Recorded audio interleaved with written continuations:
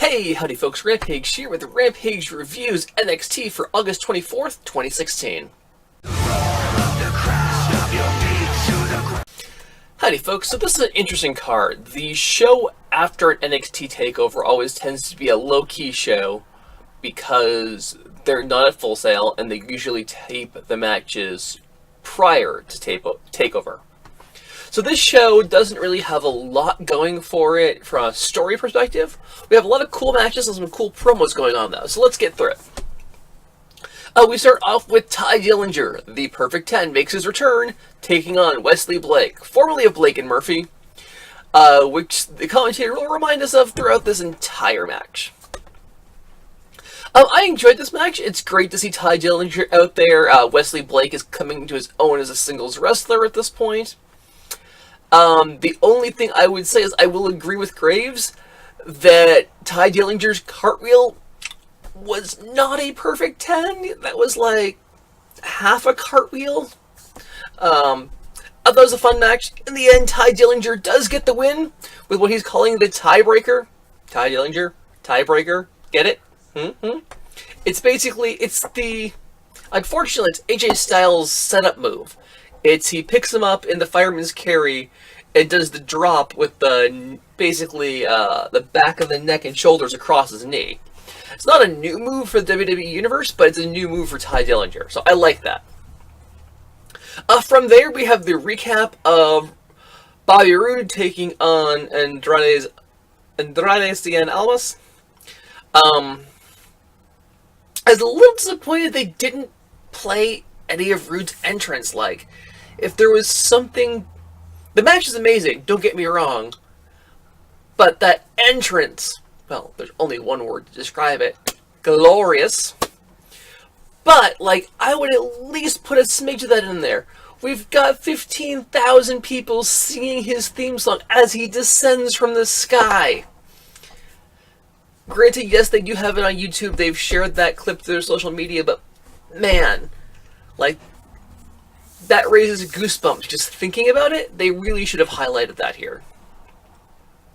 From there, they recap Austin Aries taking on No Way Jose, including the post-match beatdown, followed by Hideo Itami showing up, who then drops Austin Aries with the GTS. We get a promo afterwards out of Austin Aries. They're caught up with backstage, the same one from WWE.com, where basically he gets upset that every time he has a big match, someone shows up to ruin his post-match celebration, and basically he promises Hideo will get what he has coming. I like this. I like that they're building this sort of edge for Austin Aries, where people want a piece of him, and at the same time, he sort of resents that. I dig it. He's got a chip on his shoulder, and it's a trope, and it works. From there, they go over the entire Bayley versus Asuka match. Awesome. And they do the most amazing, most heart-wrenching, like, promo after that. They go through when Bayley was last year coming into NXT TakeOver Brooklyn. They had the letter that she wrote when she was like 10 years old saying, "I want to be a professional wrestler." And they went through her entire history visually through NXT with her reading that to the point where, like, I'll know that I've made it when there's, like, signs in the crowd for me. I look forward to seeing my first sign. And they have the entire arena filled with the hugger section signs. Oh, it pulls at the heartstrings. If you don't tear up a little bit watching that promo, you have no soul. We do get the post-match video, the same one they showed on WWE.com. The one where she's talking about the match, where she thought she had it won. She did the best that she could. She still wants to become a 2-time NXT Women's Champion. Ember Moon shows up, and they have their little interaction.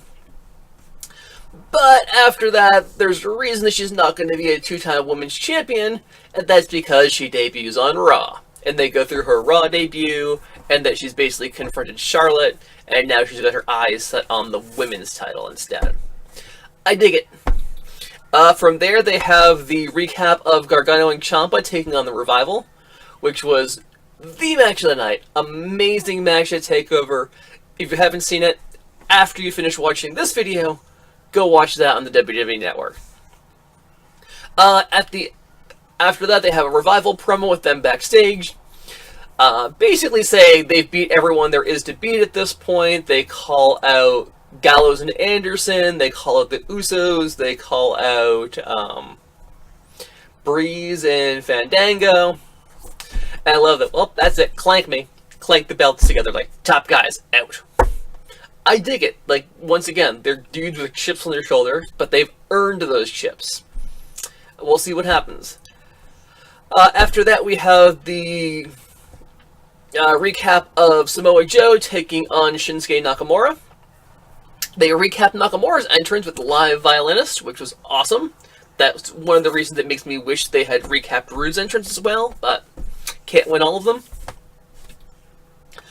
Basically, they showed all the highlights of the match. Amazing. They do touch on the fact that it looks like Samoa Joe had his jaw dislocated, and he'll be cleared soon, it looks like.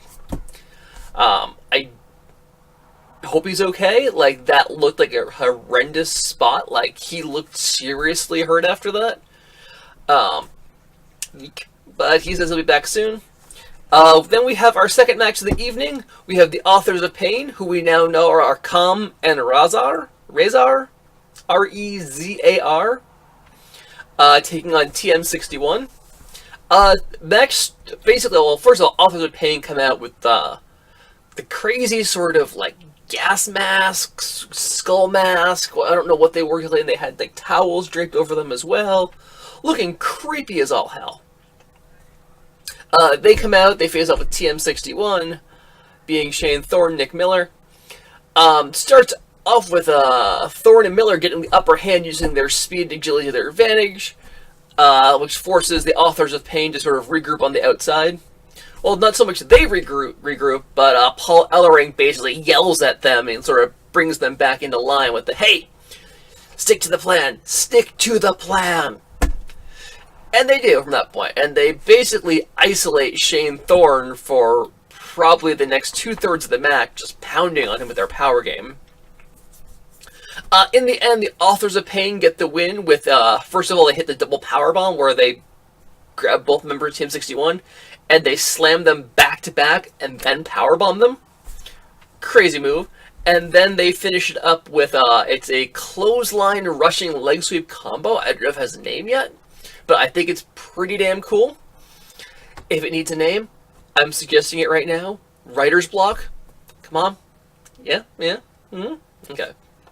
Well, that's it. That's this review of NXT. It's wasn't a jam-packed show, but we're waiting to see what the fallout from TakeOver is going to be. We've got Nakamura as your new champ. We've got Asuka, who retained. We've got the Revival still as tag team champs. They all need new #1 contenders. I'm going to guess that we're going to get Asuka and Ember Moon, the Revival and the Authors of Pain. Who steps up to face Nakamura? I don't know at this point. We'll have to wait and see. But that wraps up this review here. If you have any questions or suggestions, please leave them in the comments down below. Please like, please subscribe. You can also find my Facebook and Twitter information in the details down below. If you follow me there, I think I'm entertaining, and you might too. Please share this video on your social media. The hashtags are right there. Rampage Reviews. Come on, you like this show. That's it for this week, and we'll see you next time.